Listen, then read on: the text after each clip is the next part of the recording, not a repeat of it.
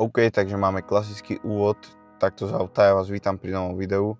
Dneska máme ako vždy sobotu, ja už sa nachádzam pred fitkom, idem cvičiť, ale ešte si povieme pár slov, takže v rámci tohto týždňa sa udiali nejaké zmeny v programe, čo sa týka trénovania na pretek, a to, že nechodím proste 3 druhy behov, ale chodím každý deň tú istú vzdialenosť, snažím sa to len behať rýchlejšie a mať nižšie tepy. Do toho som upravil stravu, mám to ešte viac kresanejšie, ale na podiv sa cítim v pohode, na to, že mám nejakých 300 kalórií menej, hlavne zo sacharidov a nejaké bielkoviny som tam ubral, lebo mal som podľa mňa strašne veľa bielkovín. Niekedy som aj cez 200 jedol a teraz to mám na tých 180 a vyhovuje mi to tak. No a s tým behom a s tými všetkými zmenami prišiel aj upgrade gearu.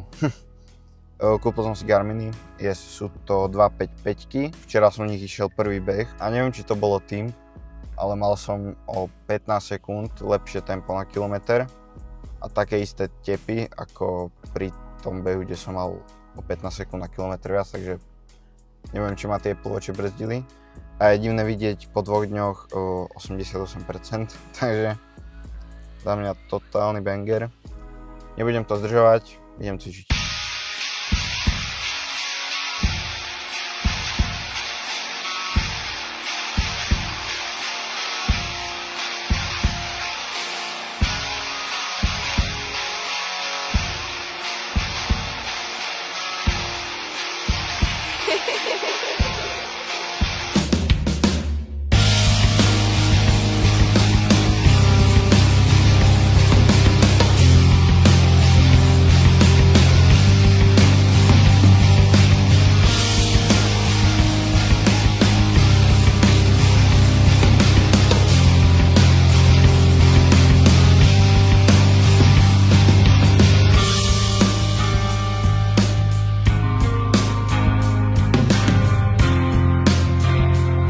OK, takže už mám po tréningu, zabudol som natočiť biceps a triceps, nevadí.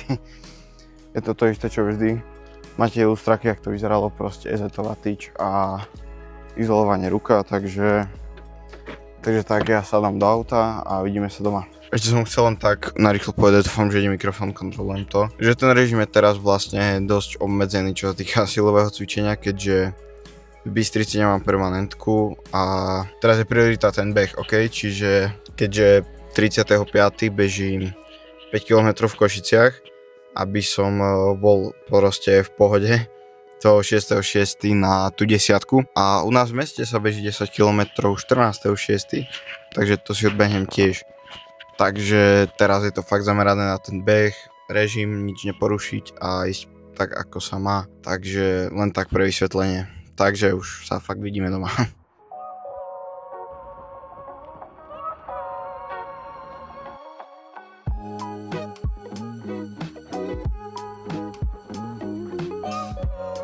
OK, takže som v polovici behu.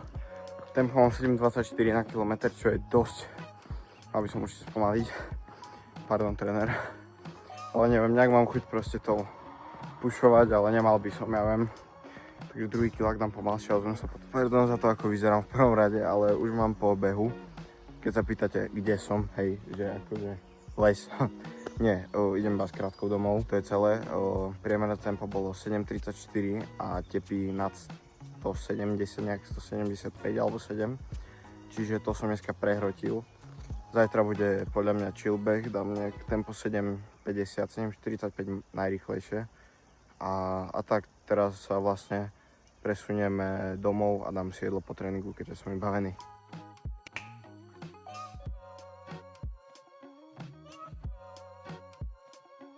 OK, takže ja už mám po raňajkách a toto bude taký koniec.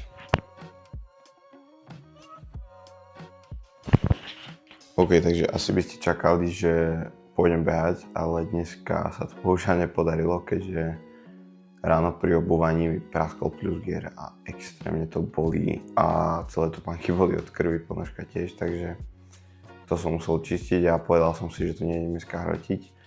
Takže zajtra pôjdem 4. Namiesto toho tempo niečo medzi tým, čo som išiel včera, niečo okolo 7.30 až 7.50, niečo také.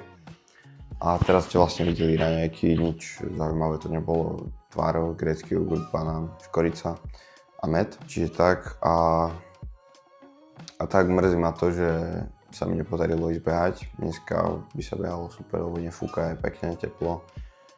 Také ešte len 5 stupňov, ale... A tak, čiže musím pretrpieť aj také veci, že čo sa dejú. Nečakanie.